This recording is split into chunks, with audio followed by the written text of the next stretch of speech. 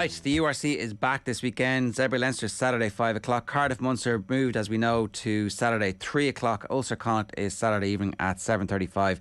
Cian Tracey is with us to talk about all these and the relative situation that we find ourselves in at the moment. Rugby's back properly. This is the grind. Yeah, happy new season and all that. Good to be back. It kind of feels like only yesterday I was in New Zealand covering Ireland, but a lot of time kind of has passed since then. But yeah, good to have it back. Yeah. Following the Ireland players on Instagram, you realise that many of them are still on holidays and getting married, and there's a lot going on in the off season. There is. There's like pints emojis and there's tours stuff going, and so. But the rugby starting this weekend. I was making the case yesterday that actually there are players playing this weekend who will end up in the Ireland squad in the World Cup. That there's still enough room for you if you believe in yourself and your form, and that this squad, maybe with the A team going to South Africa, you need to play really well for the next couple of weeks. But it's not beyond the bounds of possibility that if you're a winger or if you're a prop, for example, and you tear up trees for the next 6 to 8 weeks, you could absolutely catapult yourself into at least the fringes of the squad. And then we know what the Rugby World Cup is like.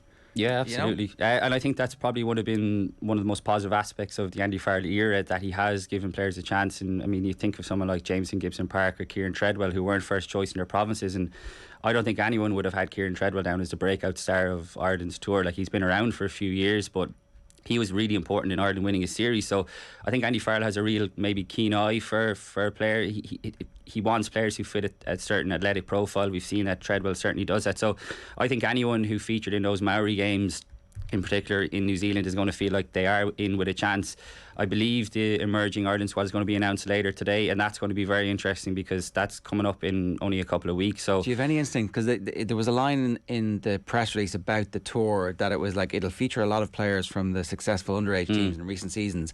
Now, how far back does that go? Do we go all the way back to like 2015 and you were underage then, and now we're going to give you, Yeah, I'm not sure why they've kind of kept it so ambiguous, because from what I understand, it's going to be a lot of very young guys. So you will see some guys who were involved in the Maori games, but not every single one of them, which I think initially, certainly that was my impression, that it was another chance for these, for whatever you want to call them, the A team to go away. But that's not my impression what's going to happen. So I think like there's going to be some tricky conversations between the provinces and the IRFU, because we'll say someone like Kieran Frawley, someone like even Joe McCarthy with Leinster, okay, he's carrying an injury at the moment, might not be the best example, but Craig Casey at Munster, these guys I would think are going to feature in the province's early plans, particularly because the frontline internationals, even though they're technically available, aren't going to play for the first couple of weeks, you'd imagine. So what is the preference here? Is it for them to stay and play games with their provinces, or is it to go and play, let's face it, second-rate teams in South Africa? So do you think they're the type of players who won't go? Yeah, I would be surprised. Yeah, I'd be surprised. Okay. I think you're more maybe looking at someone like a guy like Jack Crowley, if we want to talk about like in the out half position, which we're so obsessed with doing. It's like, I wouldn't be surprised if it was like a Ben Healy or Jack Crowley, but again, those guys are going to be important to Munster in the early part of the season. So it's hard to know. Maybe you'd even see someone like Charlie Tector or Sam Prendergast, who are very, very young guys coming through. So I think realistically they're probably looking further on than the World Cup, but if they could get like one or two gems, and I agree with you, I think there is still space to go. I think someone like an Alex Kendellen will be very interesting to see if he goes, because he could really make a big impression. And it will be very hard to, it would be interesting to know how much the Ireland coaches will actually judge those games, because I think a lot of it is getting them in the environment and seeing how they get used to their structures, the day-to-day intensity of training. But then again, Andy Farrell isn't the one who's going to be overseeing that, and my understanding is, and as things stand, Andy Farrell isn't even going to travel to South Africa. So it's a bit muddled, but there's a press conference later today. Simon Easterby, who's obviously going to be the head coach, is up, so I think there'll be a few interesting questions.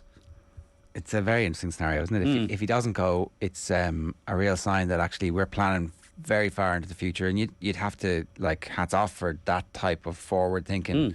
Like the thing about it is, like, a lot of people have kind of got their back up about it, particularly supporters on Twitter, and like I'm really looking forward to the squad being named if it is later today. And people are going to be angry that so and so isn't in it, so you can't kind of have it both ways. But like Ireland haven't done this before within a World Cup cycle, and they haven't done well at a World Cup before. I like the concept behind it. I can understand why it will create friction, but I like the idea of it. Yeah, well, like if they were to take the team that played the Maori, for example, that was a really good team. Like a really good team. Yeah, you'd certainly is somebody like Jordan Larmour going on that and thinking, right, this is great. I'm getting more exposure to the Ireland setup, and I'm going to prove myself as somebody who needs to be in the squad. Or somebody like Jordan Larmour thinking, why am I not in that squad? This is it. And I think one of the things about the New Zealand tour that kind of got glossed over, and maybe like understandably so because of how well the senior team did against the All Blacks, the level of progression between the first two Maori games I thought was immense. And it was a success of coaching as well as the players, because clearly the players had taken everything that Andy Farrell and his coaches, had given them, and they were given, having been over on the ground, they were given ample opportunity. So when that Maori game, particularly the first one, was on, it was the senior team who were training them, helping them. Now it was a bit more muddled in, the decisive third week. But you had like a guy like Pete Wilkins over there who kind of took on more of a hands-on role with that. And I know we'll get on to talk about Connacht and the coaching structure, but so tell us explain who Pete is for everybody. So Peter Wilkins is Connacht. He's been with Connacht for a while. He's kind of looking after their defence. He kind of looked after more their attack last year. So he's going to be more of a head coach this year. Andy Friend has stepped up to be kind of a director of rugby, which is a change in structure, but they have the same personnel. And I think last season was always going to be difficult for Connacht because they basically changed their entire coaching staff. There was a lot of kind of new ideas. They got Cully Tucker and Mossy Lawler, who were both Limerick men, who came in like really young, talented coaches, but they had never obviously been involved properly in senior setup, so it was going to take a while to adjust. And I think that's probably why Connacht's season was a bit kind of stuttering.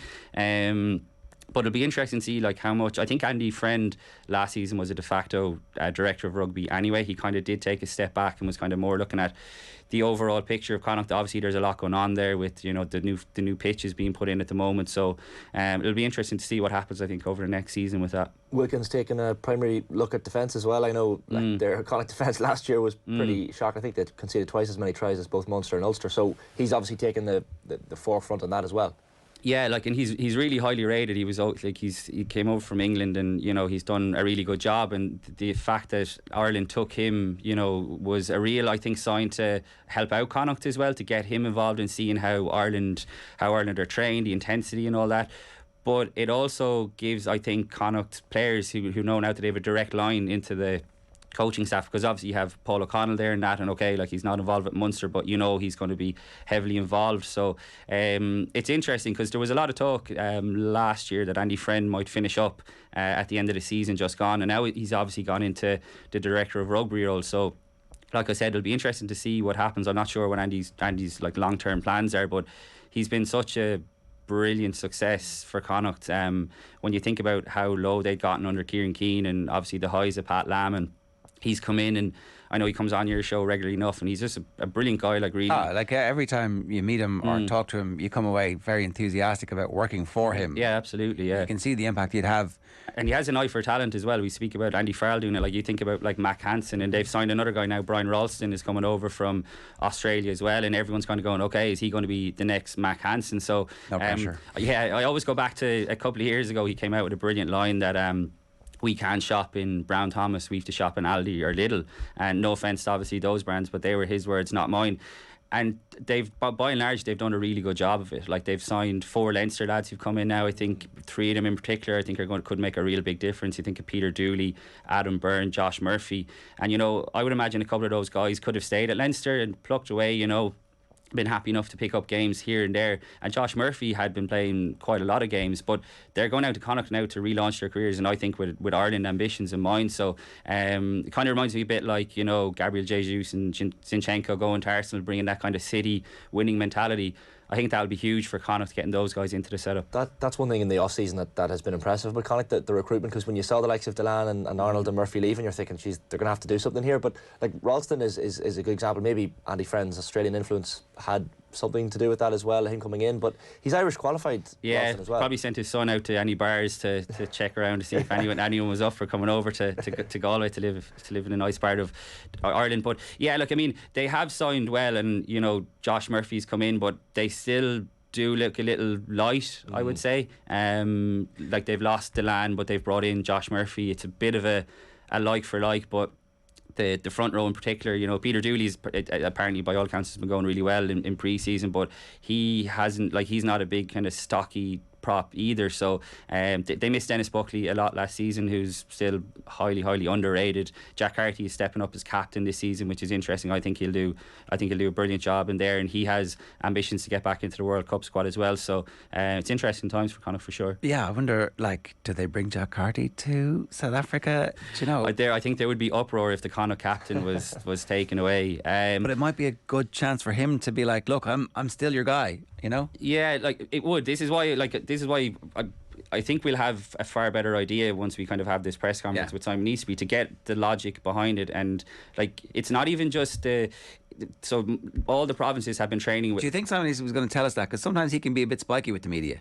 Yeah, I think he's mellowed though in the last. Has he? I think he's mellowed. Yeah, he has been a bit spiky over the years. You're right. Yeah, I think he's mellowed since the new head coach came in. Yeah, maybe. I think a lot of people have mellowed. And honestly, like, being in New Zealand, like, I've been on a few tours under the previous regime. It was incredibly relaxed, and even we were successful. Just to so being relaxed does not prevent you from being successful. And after the first week, having lost both games, it had the potential to turn sour. There was only a few of us over there covering it. I think it was like five journalists.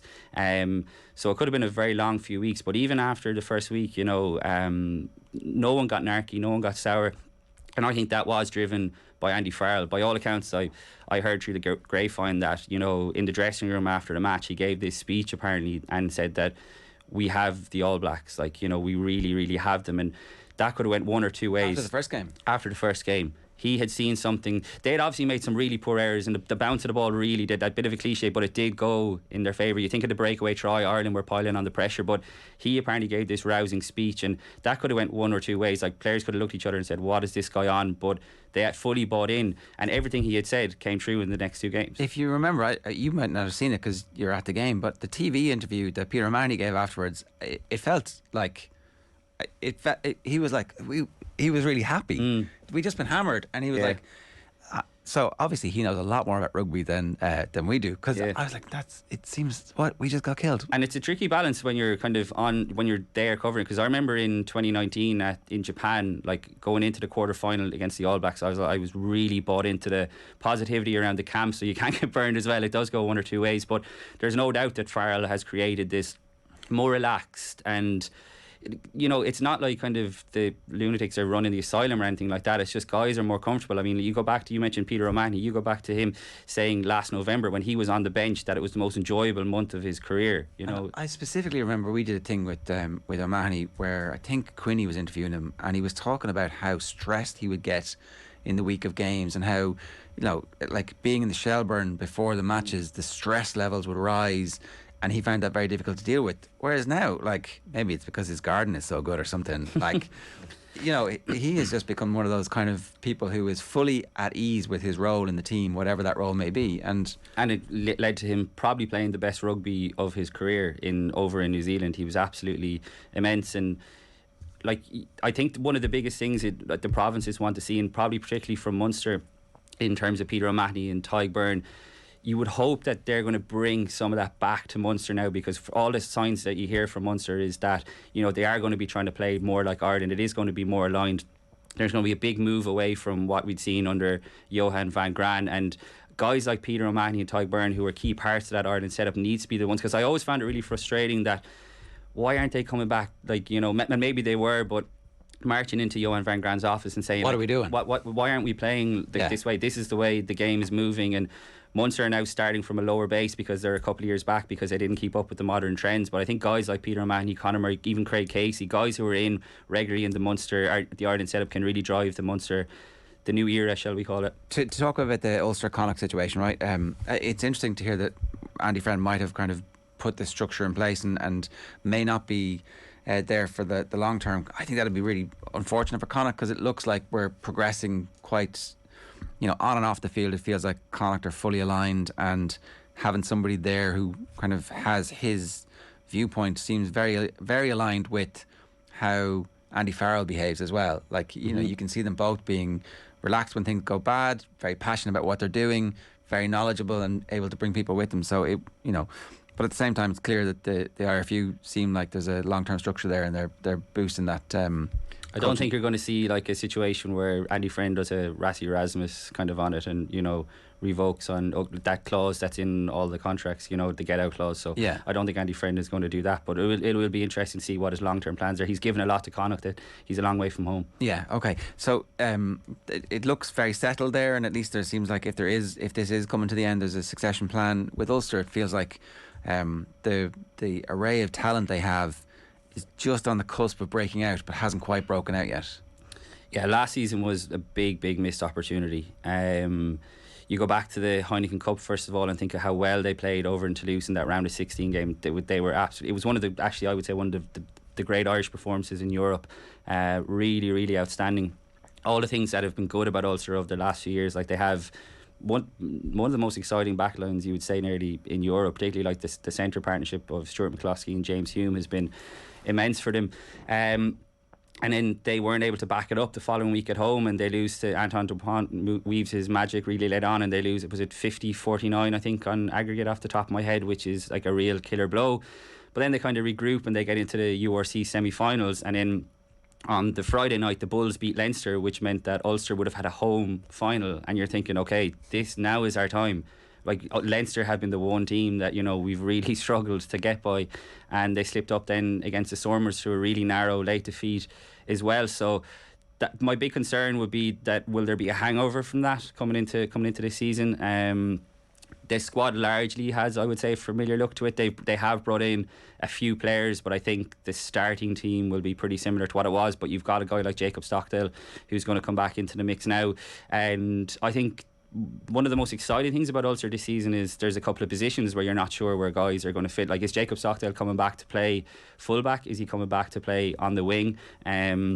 Because Robert Balakoon has, I would say, the right wing slot nailed on.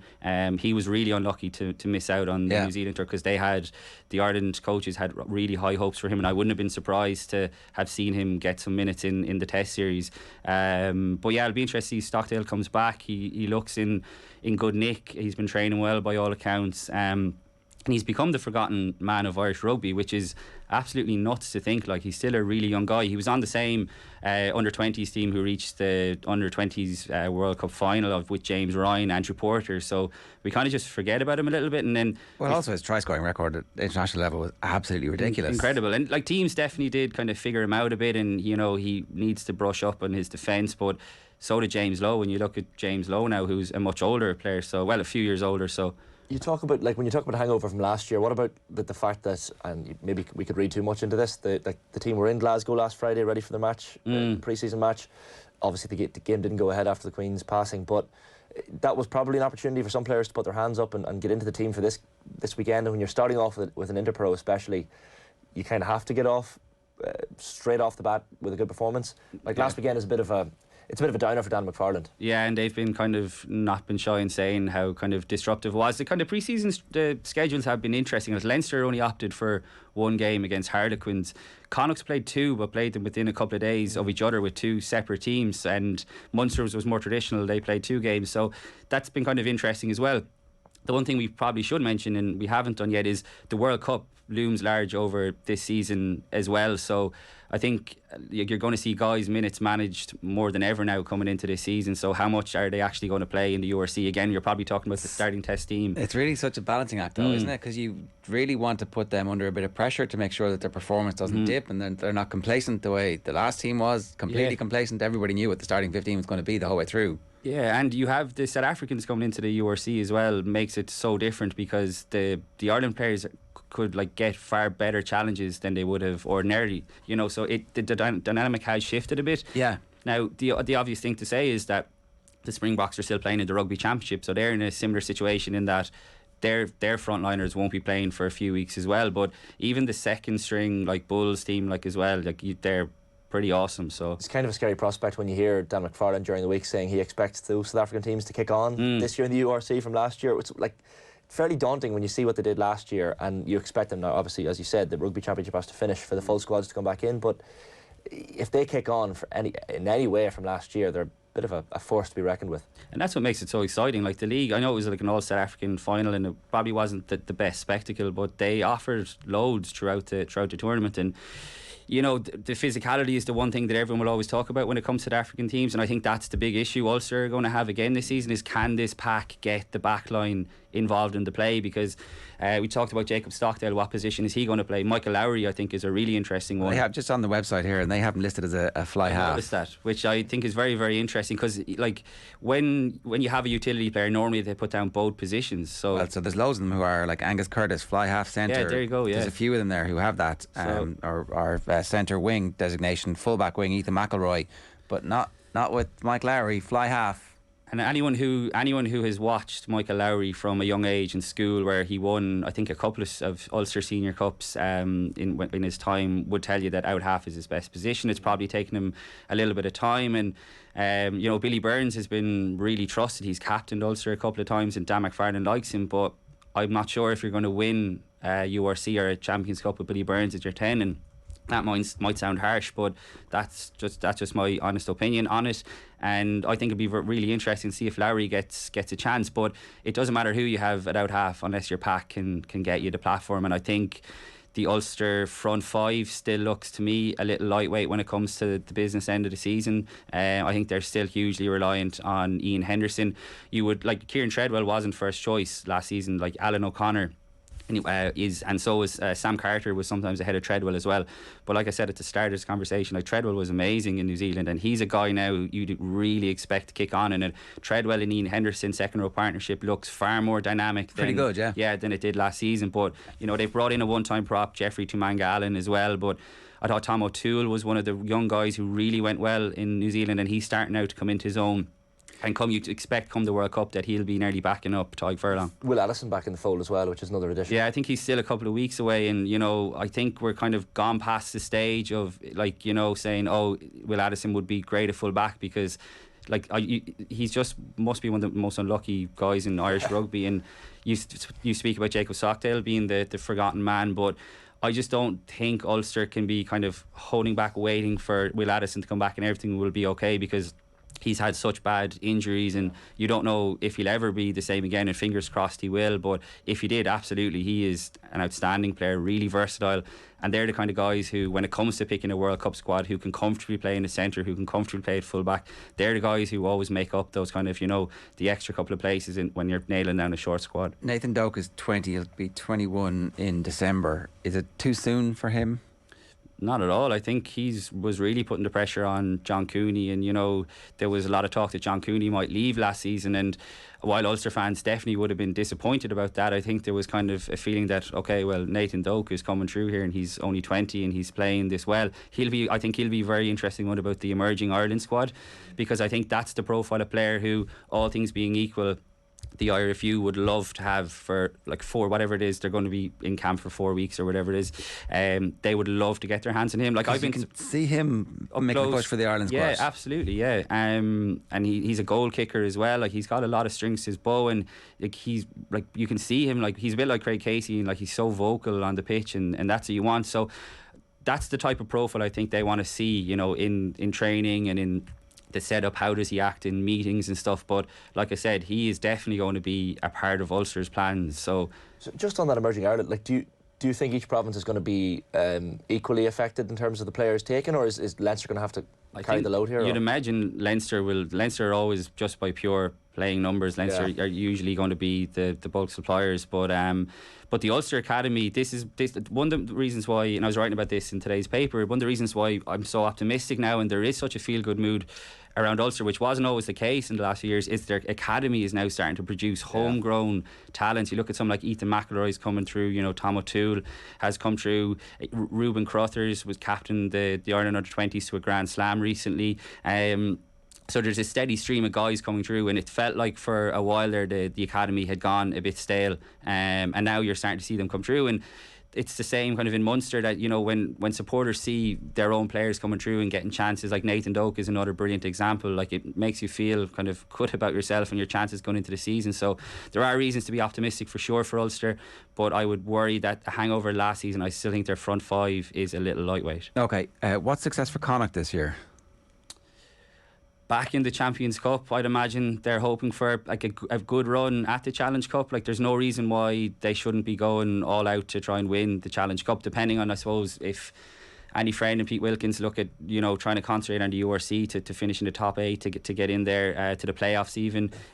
But I think a run at the Challenge Cup, the European finals are on in Dublin this year. Like last season was such a disappointment for Connacht that you feel like the only way is up. You know, they really underperformed by their own high standards. There's going to be a great buzz in Galway. You know, the new pitch is being redeveloped, so they're going to be playing away from home. They've got a really, really tough start to the season.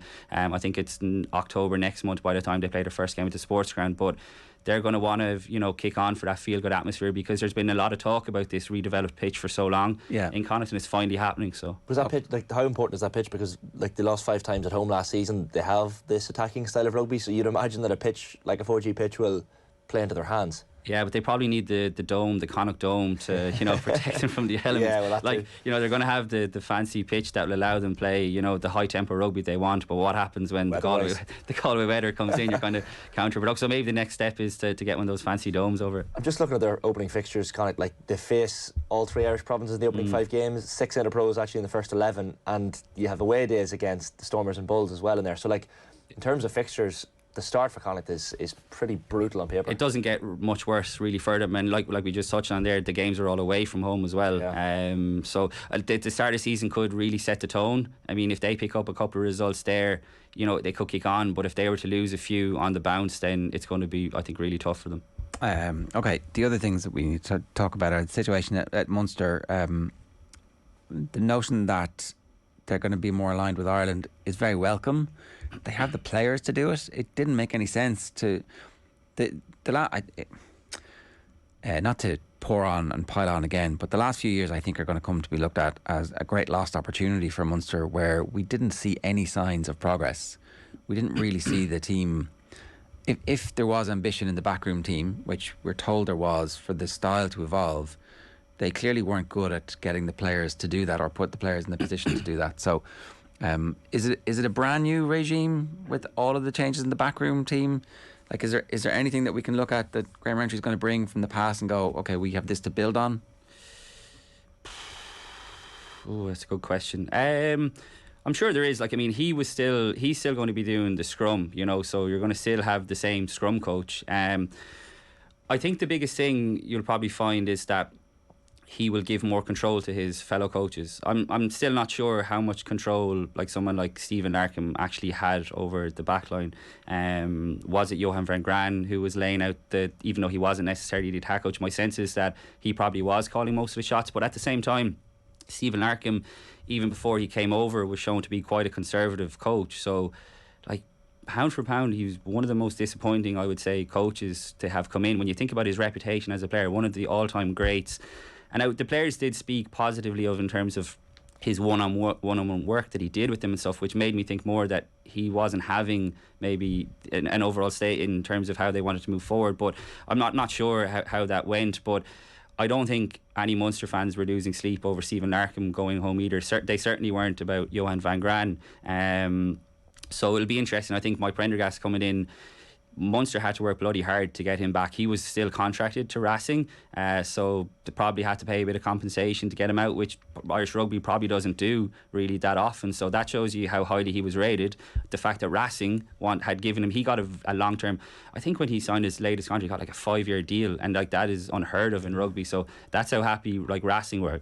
And you think about some of the best attacking backs, you know, you have in European rugby, certainly. So I think Mike Prendergast will be given much more of a say, and certainly from what I'm hearing in training is that it's a much different atmosphere, much different mood. Now, of course, people are going to say that when a new coach comes in anyway, but I truly believe that is the case, because there's a much bigger focus has been put on tempo. I've heard chaos has been mentioned to me a couple of times. So all these buzzwords which the likes of Leinster have been doing since basically Stuart Lancaster came in, Munster are now playing catch up and finally seeing that this is the way to move forward. And you know, like at times the players are brilliant. Yeah, absolutely. Like they have the players to do it, and there were times during the Van Gran era, like ironically, a lot of time when the younger guys were playing. You think back to that Scarlets game last season when they were brilliant. So there's no doubt that they have the attacking talent. I think they probably have similar problems, I would think, to Ulster, in that their front row is still an issue,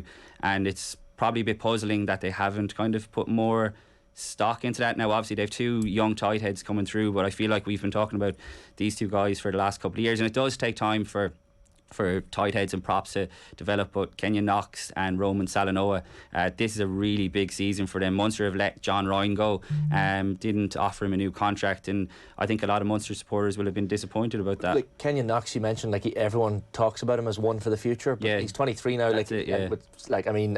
Stephen Archer's the only really experienced tight head left, so it's probably time for him to step up, and you'd imagine he'll be used a lot more this season. I think for sure he will. Well, you have to, because like I said, they've let go John Ryan, and John Ryan was a really good servant for Munster, really reliable, and the previous season they let James Cronin go, so it's been interesting. I think Roman Salanoa, like if he can stay fit, I actually saw him in the Limerick Milk Market a couple of weeks ago buying his bread or whatever, and he is a big man, but the problem is trying to keep him fit, so we just don't know how good these players are, but Graham Rowntree has worked with them for the last few years, and if he can get even one of them to really break through, I think Kenyon Knox is probably the one they're looking at, purely because he's been able to keep fit, basically. But there's still a bit of reliance on Dave Kilcoyne is going to come back, but Josh Wycherley had a brilliant breakout season, and I think he can really kick on as well. I think he was unlucky not to go to New Zealand in the summer, and they brought in Chris Moore as a hooker, young guy, a bit of an unknown quantity, but hooker has been a bit of an issue as well, and like all these issues kind of will crop up more when you're playing the South African teams. So it's a big season for Munster, but I think all the coaches who have done interviews, Rowntree, Prendergast and Leamy, over the last couple of weeks, they've all used the word patience, and I think that is going to be the key. And Munster fans definitely don't want another period of transition, but realistically this is what it is, because if you want to move away from the game plan, which evidently didn't work under Johan van Graan, then it's going to require patience. Malachi Fekitoa is the obvious marquee signing in from Wasps, but different kind of player to Dale Ende. The comparisons are going to be made obviously between the 2 of them, but stylistically slightly different player. For sure, and it'll be interesting to see if they see him as a 12 or a 13. Would they look at maybe playing Chris Farrell, who's obviously been playing 13, in a 12? I'm not sure how they're going to do it, because a lot of Fekitoa's kind of best rugby would have been played at 13, but you'd imagine the first choice pairing is probably going to be Fekitoa and Chris Farrell. But then again, the things you hear about Antoine Frisch, who's come in from Bristol, he's like raw but really, really exciting, and he could be a bit of a wild card signing. A lot of supporters maybe won't have seen a lot of him, but Bristol were really gutted to lose him. Pat Lam, they didn't want to leave him go at all, so maybe he's coming over, and Munster have kind of had big plans for him to become first choice centre. And I think it's probably no harm, because they didn't really get the best out of Chris Farrell. I think he's much more than Munster were showing him to be, and I think on the back of that his Ireland chances have been hurt, because he's got good hands, he's skillful, but Munster were using him much more as kind of like a one-off kind of crash ball, which was kind of the South African mould. It was Johan van Graan style. But that's not going to be the case now under Mike Prendergast, so there's a lot of reasons to be optimistic. You've Dennis Leamy coming back, and he's definitely going to add in a edge, I think. Yeah, I do think that asking the Munster players to offload, we're going to reveal the fact that they're really good at it. Like Ireland have become really good. Now, think back to that period of transition when Andy Farrell came in, and some people were saying, Farrell's not going to make it as Ireland coach, this is terrible, what's he doing, there's no style, there's no plan. And over a period of time, Mike Catt and him got the players together and said, this is what we're trying to do, keep going, it's going to come to, eventually it'll come to fruition. So it could be 2 or 3 months, week in, week out, with this Munster team before we actually see them being able to do what they're trying to do. And there's going to be a lot of drop balls, there's going to be a lot of knock-ons in the meantime. But I don't think Munster supporters will mind necessarily over that if they can see a long-term plan and they're sticking with it, that it doesn't just happen one week, which was happening the previous week, that they were throwing around the ball, but the next week they were keeping it tight. And there are a lot of similarities, I think, between Andy Farrell taking over from Joe Schmidt and Graham Rowntree taking over now, because Rowntree has had a front row seat for what worked in Munster and what didn't work, and that seems like a good character. Like, he's unbelievably popular with the players, the supporters as well. He's a bit of old school. And I think seeing what didn't work, I think over the last couple of years, is a massive advantage, because when Andy Farrell took over and the results didn't go well, people were going, oh, this is just a continuation of, the end of the Joe Schmidt era, like what's going on here and stuff. And then all of a sudden it started to click. So I think he'll probably be having a lot of conversations with Andy Farrell, Graham Rowntree. They obviously go back a long time, just to see, you know, how he best went around that. And that's probably one of the big advantages of the Irish rugby system, that you can have that kind of conversations and it's fed down from the top. Whatever about the young props that we've been talking about for years at Munster, we've every year said it's a big year for Joey Carberry.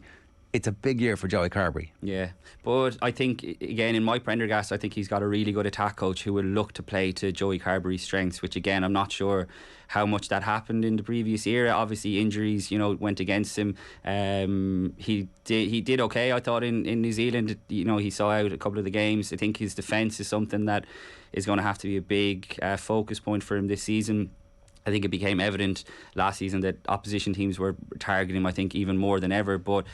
And it's it's not down to lack of bravery or anything, because he really does put his body on the line, but maybe it's a technique issue. And someone like Dennis Leamy, who was Leinster's contact skills coach, could be the one to, you know, tighten up a couple of nuts and bolts with that. So every out half has this conversation about them. Like, if you think back to O'Gara and even Sexton, it was like, oh, Sexton's tackle style is the reason he's getting so many injuries. Yeah, you know. And he's got a couple of players putting pressure on him now in Ben Healy and Jack Crowley, which is no harm as well. So it's the out half position, I think, is healthy in Munster. It's certainly not like the front row stocks. Do they need to reach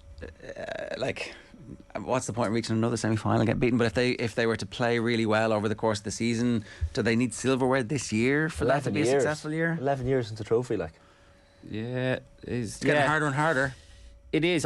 Is silverware realistic at the end of the season? Maybe if it all clicks within 2 or 3 months, but I would, because I'm expecting such a big kind of sea change, I think it could take even longer than 2 or 3 months. And it's not like the players are not going to be able to do it, but there's a lot of new ideas. We spoke about Connacht, you know, last season, a lot of new coaches coming in and getting their ideas across. That does take time.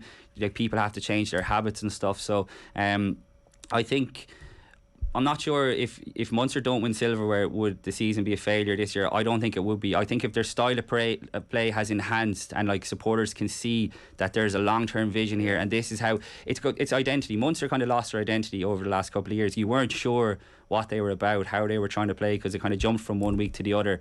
But if Munster supporters can see, you know, a bit more of, like, they don't want to lose everything, you know, the edge that the pack had up front, which Roundtree was obviously a part of that with Johan van Graan. And like Van Graan did do some good stuff as well. I'm not trying to totally like bag the guy at all, like, and he was hugely popular with the players too, but there's definitely going to be a shift away from that. And if he can have the hard edge of the pack, the Munster backline have shown, you see the quality that they have in it, and like someone like Fekitoa coming in now adds a different kind of dynamic to what Damien de Allende is. As much as Damien de Allende was a really good player for Munster, like unbelievably, he was probably one of their best players, I would say, over the last couple of years, like really consistent. But you have a bit more maybe of a spark if Fekitoa can stay fit. So I think it's exciting times for Munster for sure. Is Snyman going to play? Do we know what his return date is? It's you can understand why they're not putting a time frame on it, but I think the longer it goes on, the more concerned you'd be. Like, we've no idea when he's going to be back. I was kind of, you know, looking through photos and training, he didn't seem to be there. Maybe he was off doing something else, but like, they're going to be ultra cautious. It's very transformative to have him in your team, and like, how quickly will he get back up to speed? Absolutely, and he is like the definition of a game changer, and it's been really unlucky. Munster have been really unlucky, but he's been really unlucky as well, because he doesn't want to be sitting at home in the rehab room or whatever. But I think the big thing is, you know, the November internationals are coming up. There's a World Cup year. Like, the last thing Munster want is him just to get fit when Ireland are about to play South Africa at the start of November, and all of a sudden he's back in the box squad, and then you don't know what's going to happen over what's going to be a really busy month for them as well. So Munster, you know, in line with South Africa, to be fair, have worked really hard to get this guy back, and the last thing they want to be doing is working really hard to get him back just to make sure that he's okay for South Africa to go and win the World Cup again next year. You know, they need to get something out of him as well. So fingers crossed we do. And the very little bits we've seen from Munster, you can see what he's capable of. All right, we always get accused of doing too much Leinster here. We haven't done any Leinster. So success this season for them is a trophy, right? After last year, the devastation of not winning a trophy has like resulted in them looking at themselves and bringing Declan Darcy in and just trying to change things around a little bit. Where does their belief that they're going to be better this season than last season, where does that have to come from?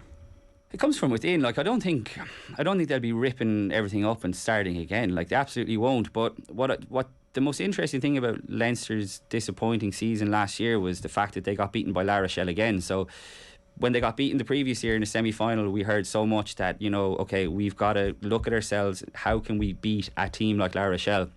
Then sure enough, they get La Rochelle in a final and are unable to beat them. But Leinster went into that final definitely feeling like they had changed from the previous season, that they were far better equipped to deal with a team like La Rochelle, and then the one team that they were trying to prepare for ended up beating them again. So I think that will have rocked particularly someone like Stuart Lancaster, who would have been really the one, with Leo Cullen obviously working on the game plan. Okay, how are we going to fine tune this? So it's been interesting, like you touched on, Declan Darcy coming in, Andrew Goodman coming in for the Crusaders. I think they're going to try and tap into him a lot to try and get Crusaders into Leinster, and Crusaders have struck up a brilliant relationship during lockdown. The first lockdown, they were doing lots of kind of virtual matches against each other. Okay, if we were to go here, what would you do? Blah blah blah, kind of attack versus defence. Right. So who's Goodman? What does he do?